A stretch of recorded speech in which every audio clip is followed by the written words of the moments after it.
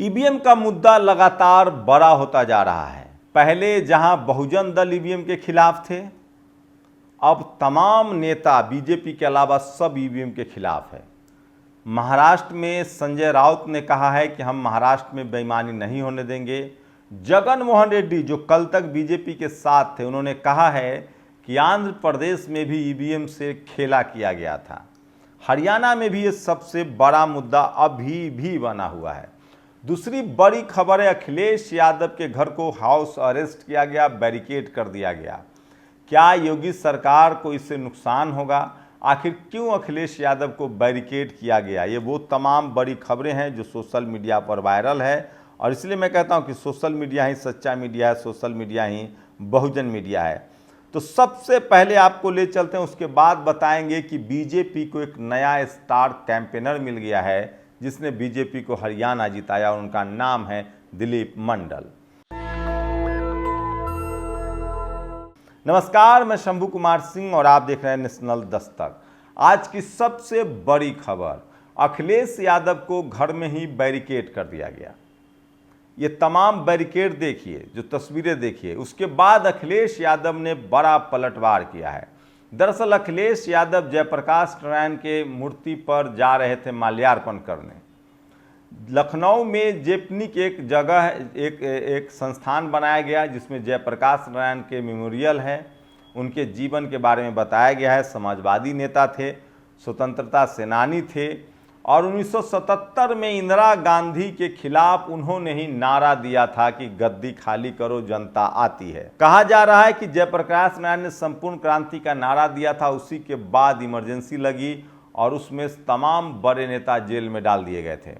उसी समय कांग्रेस में सबसे बड़ी बगावत हुई थी। चौधरी चरण सिंह, मोरारजी देसाई, बाबू जगजीवन राम ने बगावत की थी। उसके बाद इमरजेंसी हटी, इमरजेंसी के बाद चुनाव हुआ, और चुनाव के बाद इंदिरा गांधी सत्ता से बेदखल हो गई और प्रधानमंत्री बनना था बाबू जगजीवन राम को, लेकिन प्रधानमंत्री बन गए मोरारजी देसाई। उसके बाद कुछ दिन बाद मोरारजी देसाई के बदले चौधरी चरण सिंह प्रधानमंत्री बने। इसमें भी जेपी का ही योगदान था, लेकिन जेपी को थोड़ा लिबरल माना जाता था। कहा जाता है कि जेपी ने नीतीश कुमार, लालू यादव जैसे नेताओं को भी आगे बढ़ाया। अब ये कितनी सच्चाई है ये तो भविष्य के गर्भ में है, लेकिन जेपी ने एक बड़ा मौका था कि कोई बहुजन प्रधानमंत्री होता, SC ST OBC, लेकिन नहीं बन पाया। लेकिन आज वो मुद्दा नहीं है, आज मुद्दा है अखिलेश यादव का। अखिलेश यादव जयप्रकाश नारायण की मूर्ति पर माल्यार्पण करना चाहते थे। उन्हीं की सरकार के दौरान उनका मेमोरियल बना है, लेकिन सरकार ने उसको बैरिकेड कर दिया। अगली बार पिछली बार जब अखिलेश ताला मारा हुआ था तो अखिलेश यादव दीवार फांद कर चले गए थे।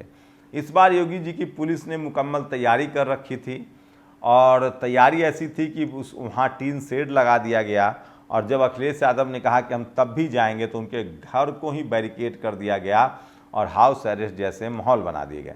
उसके बाद अखिलेश यादव ने अपने समर्थकों के साथ एक बड़ी सभा को संबोधित किया। मीडिया का जमावड़ा लगा, और यकीन मानिए अगर अखिलेश यादव चुपचाप जाते, माल्यार्पण करके चले आते, तो ये खबर न बनती। लेकिन जैसे ही योगी पुलिस ने उनको रोका, ये खबर बन गई, सोशल मीडिया पर वायरल होने लगा, ट्रेंड होने लगा। नहले पर दहला अखिलेश यादव ने ये चल दिया कि उन्होंने कहा कि बीजेपी स्वतंत्रता सेनानियों का सम्मान नहीं करती है और नहीं चाहती है कि उनका सम्मान हो, क्योंकि बीजेपी स्वतंत्रता आंदोलन में अंग्रेजों के साथ थी, चाहे वो RSS क्यों ना हो। ये बड़ा हमला बोल दिया है। वहीं अखिलेश यादव ने नीतीश कुमार से अपील की है कि इस सरकार से समर्थन ले लीजिए, ये समाजवादियों को सम्मान नहीं देते हैं, और आप तो खुद जयप्रकाश नारायण के शिष्य हैं, समाजवादी आंदोलन के नेता हैं, इस सरकार से आप अपना समर्थन लीजिए। तो क्या नीतीश कुमार इस पर कुछ जवाब देंगे? क्या समर्थन वापस लेंगे? ये तो बड़ा सवाल है। लेकिन फिलहाल अखिलेश यादव को लीड मिल गया है, और जिस तरह से उनके घर को हाउस अरेस्ट किया गया, बैरिकेडिंग की गई, वो एक बड़ी खबर बन गई है। दूसरी बड़ी खबर ईवीएम को लेकर है। महाराष्ट्र में ईवीएम की आग ठंडी नहीं पड़ी है। लगातार ईवीएम को लेकर मसला तेज होता जा रहा है, और अब तो जगन मोहन रेड्डी जो आंध्र प्रदेश के पूर्व मुख्यमंत्री हैं, जो बीजेपी के साथ लगातार संबंधों में थे, गठबंधन में थे, तमाम बिल पास करा रहे थे। गठबंधन खुला हुआ नहीं था, उनका संबंध इतना प्यारा था। दो नेताओं का, दो मुख्यमंत्रियों का, नवीन पटनायक और जगन मोहन रेड्डी का, कि दोनों दल जो हैं वो बीजेपी को लगातार समर्थन करते थे, लगातार हर मोर्चे पर समर्थन करते थे, और बीजेपी ने ही दोनों दलों को निपटा दिया। उड़ीसा में भी अपनी सरकार बना ली, जगन मोहन रेड्डी की भी सरकार चली गई। अब जगन मोहन रेड्डी कह रहे हैं कि हरियाणा की तरह हमारे साथ भी ईवीएम वाला खेल हुआ है और हमें लगता है इसकी जांच होनी चाहिए। वहीं अब इसके बाद महाराष्ट्र में चुनाव है। महाराष्ट्र में चुनाव को लेकर संजय राउत ने बड़ा बयान दिया है। चुनाव आयोग हरियाणा में चूना लगा रहा है, लेकिन हम महाराष्ट्र में घोटाला नहीं होने देंगे। तो ये सबसे बड़ी खबर है जो सोशल मीडिया पर वायरल है। तीसरी सबसे बड़ी खबर, लखीमपुर के विधायक योगेश वर्मा जो पिछड़े समाज से आते हैं, उनके साथ अवधेश सिंह थप्पड़ मारता है। अवधेश सिंह ने थप्पड़ मारा, उसके बाद तहरीर दी गई, एफआईआर दर्ज करा दी गई, लेकिन जानकारी के मुताबिक लखनऊ में बैठे शासन के उच्चाधिकारी तक सरेआम थप्पड़ मारने वाली इस घटना की तफ्तीश में लग गए हैं। तो सोचिए किस तरह से एक पिछड़े समाज का बीजेपी का विधायक है, उसके बाद भी वहाँ कुछ भी कार्रवाई नहीं हो रही। इसको ये वही अभिषेक उपाध्याय हैं जिन्होंने जाति को लेकर एक खबर छापी थी कि किस जाति के कितने अधिकारी हैं, उसके बाद एफआईआर हुआ था। बाद में सुप्रीम कोर्ट चले गए और सुप्रीम कोर्ट ने सरकार को नोटिस दिया और इन पर कार्रवाई करने से रोक लगा दी गई। उसके बाद अभिषेक उपाध्याय अब लगातार सोशल मीडिया पर वायरल हो रहे हैं। और सोचिए ये तस्वीरें सोशल मीडिया पर स्क्रीनशॉट देखिए किस तरह से योगेश वर्मा के पक्ष में जनता लामबंद हो रही है। लेकिन आज सबसे बड़ी खबर रही अखिलेश यादव की। नीतीश कुमार ऐसी सरकार से समर्थन वापस ले जो समाजवादियों को जेपी जयंती मनाने नहीं दे रही है।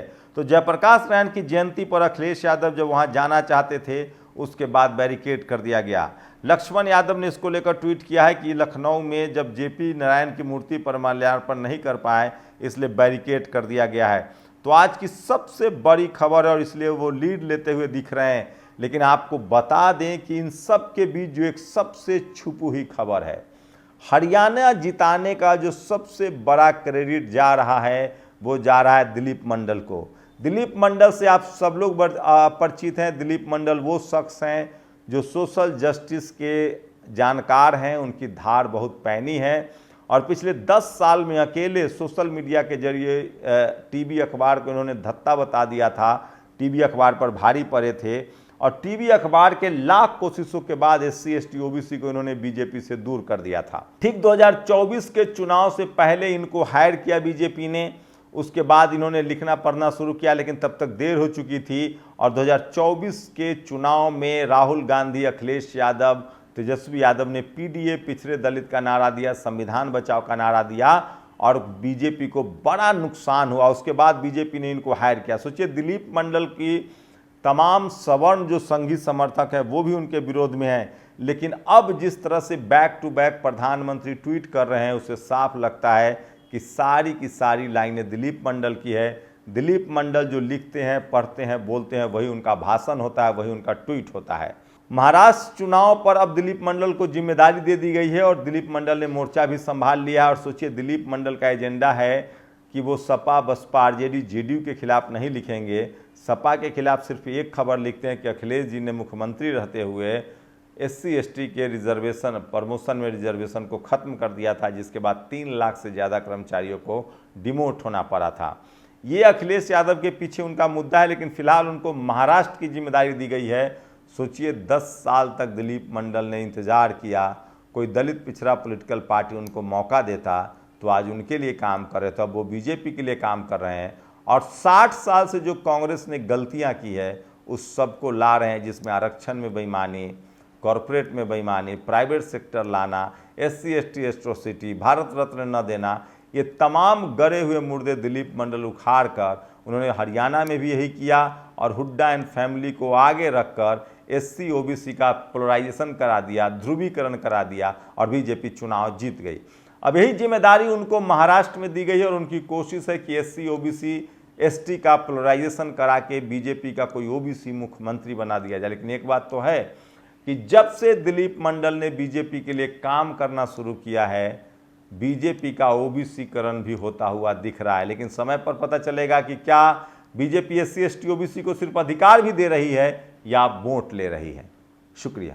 नेशनल दस्तक की आपसे गुजारिश है कि अगर इसको बचाना चाहते हैं तो नेशनल दस्तक को सब्सक्राइब करने के लिए रेड कलर के सब्सक्राइब बटन को दबाएं, फिर बेल आइकन की घंटी दबाएं। नेशनल दस्तक को बचाने के लिए बहुत जरूरी है कि हर खबर को शेयर करें, लाइक करें, कमेंट जरूर करें।